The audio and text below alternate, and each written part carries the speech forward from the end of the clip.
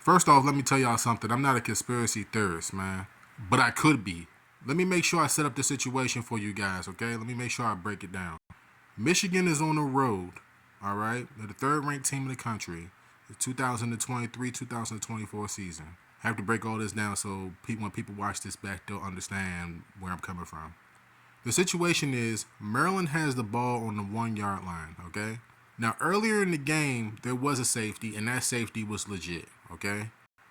This one right here is the reason why anybody that's a conspiracy theorist out there has a case. Let me set this up even more so people can understand. Next week, Michigan plays Ohio State.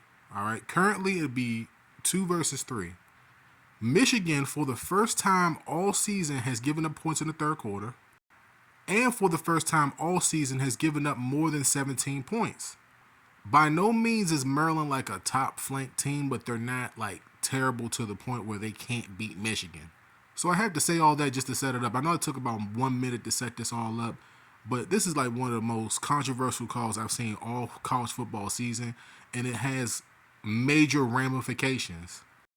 So what you guys see here is the play in question. You see Tunga Wailoa, and you see his wide receiver at top of the screen right here, top screen. I put my finger in the video so Fox won't say that I took their stuff or something because they're weird. I'm going to show y'all the play in slow-mo, and then y'all tell me if that was an intentional grounding call. All right, here's the play in slow-mo. Y'all see Tunga Wailoa. He's going to take the ball. He's still in the pocket now, right? So there's no question that he's in the pocket. He throws the ball, right?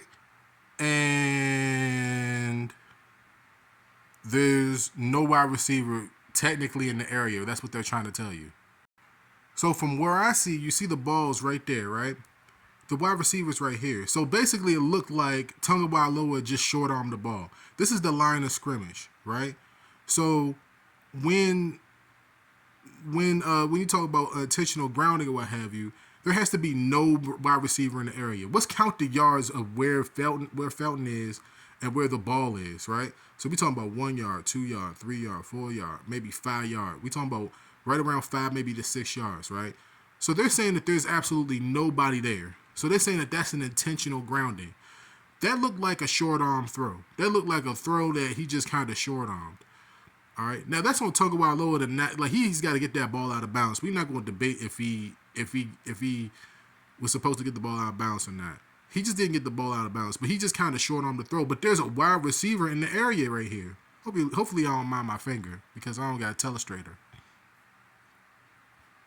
So Tunga Wailoa is probably on the phone with his offensive coordinator saying, "Look, I showed him the ball, but he was in the area." That's definitely what the conversation has to be there, because I'm sitting here and I'm saying like this is a pretty damn close game.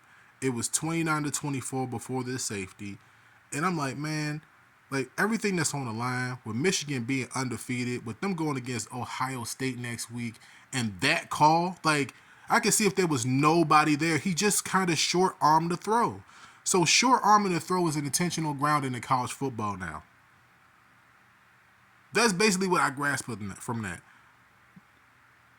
When people claim that this stuff is rigged, and then you see stuff like this, man, it puts it into question, man. You gotta at least listen to what they're saying, because given all the circumstances of what's going on, what Michigan gave up in this game, I've already given you guys the stats at the beginning of the game. Like this is literally their toughest test so far. That's the craziest thing to say.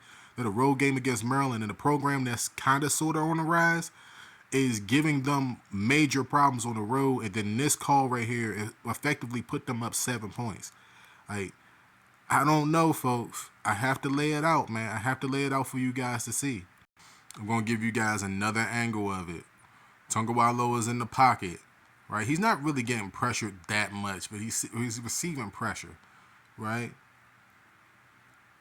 He stops there. He could have rolled out a little bit, but there's pressure coming off the edge here, right? Pressure coming off the edge, and he just kind of throws the ball, and they're saying that that's a judgment call. I think that he just short armed it. I think he just short armed it. I think he just short armed it. So let me know how you guys feel down below about this call. Do y'all think it was a controversial call? Do you guys think that Ohio State could even beat Michigan at this point, man, if they getting calls like this, neither one of these teams have looked completely dominant. I mean, even though, like I said, even though Michigan, I just read off the stats, even though Michigan has been dominant over the years, especially their defense, it's something that like in college football, like there's just so much degree of separation now.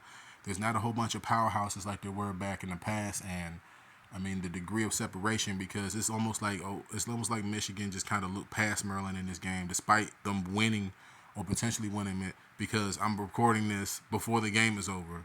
This is such of a controversial call, and everything that's on the line, it just makes you question like that was, in my opinion, that was not intentional grounding. Let me know how you guys feel down below. I've shown you guys multiple angles. I broke it down for you guys. I'm pretty sure Michigan is going to go on and win this game right here. Let me know how you guys feel down below. WC, I'm gone.